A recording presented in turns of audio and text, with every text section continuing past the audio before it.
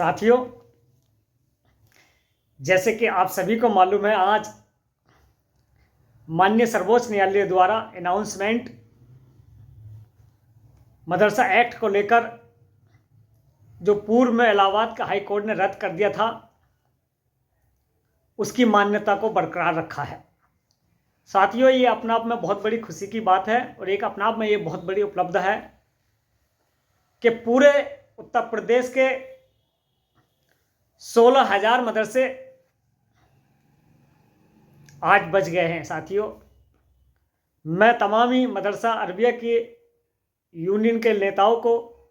मदरसा शिक्षा से जुड़े तमाम मदरसा टीचर्स, मदरसा छात्र को मुबारकबाद पेश करता हूं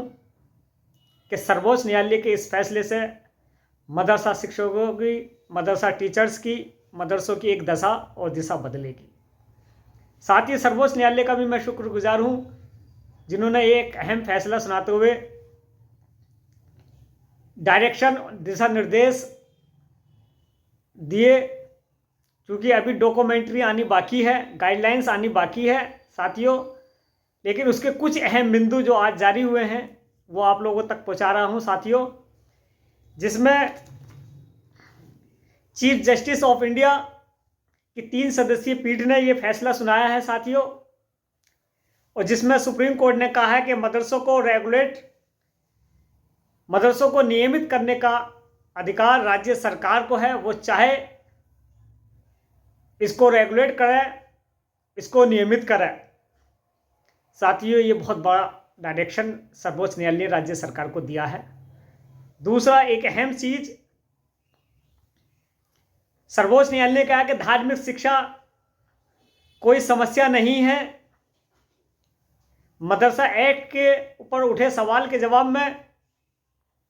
राज्य सरकार शिक्षा को नियमित करने के लिए कानून बना सकती है। साथ ही किसी भी छात्र को धार्मिक शिक्षा के लिए बाध्य नहीं किया जा सकता, जिसमें लगभग 16,000 मदरसे, इसमें मुख्यतः 17 लाख छात्र पढ़ते हैं, उनको बेहतर शिक्षा मिलनी चाहिए। साथ ही उन 16,000 मदरसों में मात्र 560 या 61 मदरसे राज्य सरकार से अनुदान पा रहे थे, उनके अनुदान को भी बरकरार रखने की बात सर्वोच्च न्यायालय ने कही है। साथ ही एक अहम चीज जो माननीय सर्वोच्च न्यायालय ने की है वो ये है कि जो मजहबी शिक्षा है मदरसों में दी जाती है, उसके साथ साथ बुनियादी शिक्षा बहुत ज़रूरी है। और ये बुनियादी शिक्षा कौन सी है साथियों? ये वो शिक्षा है जो फंडामेंटल राइट, जो बच्चे की प्रारंभिक शिक्षा होती है, उसको इंडिकेट करते हुए सर्वोच्च न्यायालय ने कहा है साथियों, चाहे वो कंप्यूटर शिक्षा हो, चाहे वो आधुनिक शिक्षा हो, वो बहुत ही ज़रूरी और इम्पोर्टेंट है। साथियों, सर्वोच्च न्यायालय की इस आदेश से कहीं ना कहीं एक रास्ता मदरसों को मिला है, क्योंकि पूरा एक स्ट्रक्चर पूरे उत्तर प्रदेश का, जिसमें लगभग 16,000 मदरसे थे, कहीं ना कहीं वो सर्वोच्च न्यायालय के आदेश को देख रहे थे। आज जब शाम तक या कल तक पूरी डॉक्यूमेंट्री गाइडलाइंस आएगी, कहीं ना कहीं राज्य सरकार के लिए एक चुनौतीपूर्ण होगी और ये राज्य सरकार करने के लिए बाध्य होगी। साथियों, मजहबी शिक्षा की गाइडलाइंस को लेकर और उस शिक्षा के साथ साथ आधुनिक शिक्षा को लेकर आज यूपी सरकार भी इस बात को मानने के लिए तैयार है कि मदरसों में modern subject Hindi, English, math आज कितनी ज़रूरी है, कंप्यूटर शिक्षा कितनी ज़रूरी है। साथियों,